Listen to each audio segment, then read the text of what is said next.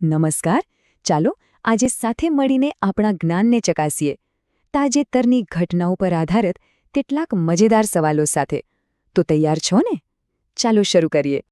તો આજનું આપણું આ સેશન છે એક નોલેજ ગોન્ટલેટ જેવું. મતલબ કે એક પછી એક સવાલ આવશે, એક પડકાર જેવો. અને દરેક પડકાર સાથે આપણી સમજ વધુ પાક્કી બનશે, કારણ કે દરેક સવાલ કંઈક નવું શીખવવાની તક છે. તો ચાલો શરૂ કરીએ આ જ્ઞાન પડકાર. ઓકે, તો સૌથી પહેલાં આપણે વાત કરીશું વિજ્ઞાન અને વ્યૂહાત્મક ટેકનોલોજીની. જોઈએ કે આ ક્ષેત્રમાં તાજેતરમાં શું થયું છે. અને આ રહ્યો આપણો પહેલો સવાલ, શાંતિ અધિનિયમ 2025 વિશે. અહીં 3 વિધાનો આપેલા છે. જરા ધ્યાનથી વાંચો. અને હા, શાંતિથી વિચારવા માટે તમે અહીં થોડો વિરામ લઈ શકો છો, પછી આપણે જવાબ જોઈશું. તો સાચો જવાબ છે ઓપ્શન બી, એટલે કે પહેલું અને ત્રીજું વિધાન સાચા છે. ચલો સમજીએ કેમ. જુઓ, પહેલું વિધાન સાચું છે. ભારતને પરમાણુ ઊર્જામાં પ્રાઇવેટ પ્લેયર્સ જોઈએ છે, એટલે સરકારી એકાધિકાર તોડવો જ પડે. ત્રીજું વિધાન પણ બરાબર છે. આનાથી ભારતના 3 તબક્કાના ન્યુક્લિયર પ્રોગ્રામને, ખાસ કરીને થોરિયમવાળા સ્ટેજને ગતિ મળશે. પણ બીજું વિધાન, એ તો બિલકુલ ઊંધી વાત કરે છે. આ કાયદો પ્રતિબંધ નથી લગાવતો, ઉલટાનું ખાનગી કંપનીઓને આવવા માટે રસ્તો બનાવી ગયો છે. એટલે જે ખોટું છે. ચાલો હવે પૃથ્વી છોડીને સીધા અવકાશમાં જઈએ. અલકનંદા, આ નામ હમણાં બહુ ચર્ચામાં હતું. પણ આ છે શું? કોઈ ગ્રહ, કોઈ ગેલેક્સી કે પછી કંઈક બીજું? આ રહ્યા તમારા ઓપ્શન્સ. અને સાચો જવાબ છે બી.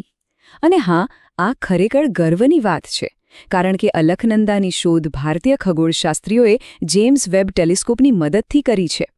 પણ સૌથી મોટી વાત શું છે ખબર છે?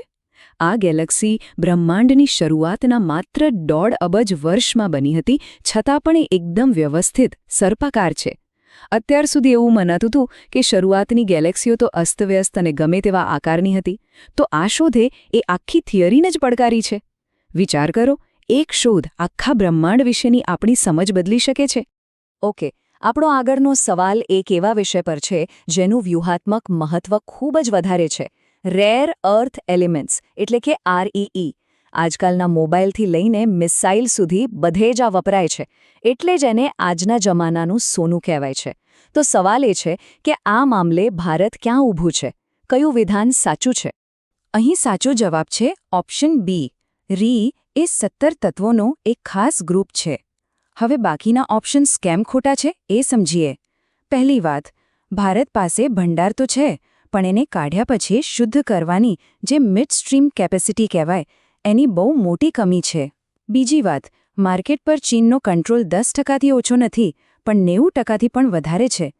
એટલે આ ક્ષેત્રમાં આત્મનિર્ભર બનવા માટે ભારતે હજી ઘણી લાંબી મજલ કાપવાની છે. સારું, તો હવે આપણે બીજા વિભાગમાં પ્રવેશીએ છીએ, અર્થતંત્ર અને શાસન. આમાં આપણે કેટલીક સરકારી યોજનાઓ અને ચૂંટણી સાથે જોડાયેલા મુદ્દાઓ પર નજર કરીશું. અહીં સવાલ છે શિપ બિલ્ડિંગ, એટલે કે જહાજ બનાવવાના ઉદ્યોગને લગતી સરકારની નવી યોજનાઓ વિશે. 3 વિધાનો છે અને આપણે શોધવાનું છે કે આમાંથી કયા સાચા છે. જરા ધ્યાનથી વાંચજો. તો સાચો જવાબ છે બી, એટલે કે પહેલું અને બીજું વિધાન. જુઓ, આખી યોજનાનો મુખ્ય આઈડિયા એ છે કે ભારતના શિપયાર્ડ્સને આર્થિક મદદ આપીને ગ્લોબલ માર્કેટમાં ટક્કર આપી શકે એવા બનાવવા. અને શિપ બ્રેકિંગ ક્રેડિટ નોટ એ એક સરસ પહેલ છે.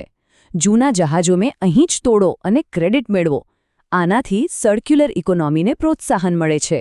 અને હા, ત્રીજું વિધાન એટલા માટે ખોટું છે કારણ કે આ પૂરેપૂરી ભારત સરકારની યોજના છે. એમાં વર્લ્ડ બેંકના પૈસા નથી. ચાલો હવે એક એવા મુદ્દા પર વાત કરીએ જે ખૂબ જ જટિલ અને આજકાલ ખૂબ જ મહત્વનો છે, ડિજિટલ ઇલેક્શન કેમ્પેઇન. ફેસબુક, વોટ્સએપના જમાનામાં ચૂંટણી પ્રચારના નિયમો શું હોવા જોઈએ? ચાલો આ વિધાનો જોઈએ. અહીં સાચો જવાબ છે ઓપ્શન બી, એટલે કે બીજું અને ત્રીજું વિધાન. કેમ? કારણ કે અહીં એક રેગ્યુલેટરી ગેપ છે, મતલબ કે નિયમોમાં એક મોટી ખાલી જગ્યા છે. ચૂંટણી પંચના નિયમો ઓફિશિયલ ઉમેદવાર કે પાર્ટી પર તો લાગુ પડે, પણ એમના જે શેડો સમર્થકો ઓનલાઈન પ્રચાર કરે છે એમના પર કોઈ કંટ્રોલ નથી. એટલે જ પહેલું વિધાન ખોટું છે, જ્યારે બાકીના 2 વિધાનો આજની કડવી વાસ્તવિકતા છે. ઓકે, અને હવે આપણે આવી પહોંચ્યા છીએ આપણા છેલ્લા વિભાગમાં, ભૌગોલિક રાજનીતિ અને ઇન્ફ્રાસ્ટ્રક્ચર. આમાં ડિફેન્સ અને મોટા આંતરરાષ્ટ્રીય પ્રોજેક્ટ્સને લગતા સવાલો હશે. હવે વારો છે એક મેચ ધ ફોલોઈંગ, એટલે કે જોડકા જોડવાના સવાલનો. લિસ્ટ 1માં પ્રોજેક્ટ્સના નામ છે અને લિસ્ટ 2માં એમનું વર્ણન. ચાલો જોઈએ કોણ સાચી જોડી બનાવી શકે છે. તો સાચો જવાબ છે ઓપ્શન બી. ચાલો ફટાફટ આ જોડીઓને સમજી લઈએ. પહેલું, આઈએનએસ વેગશીર, એ છે કલવરી ક્લાસની છેલ્લી સબમરીન.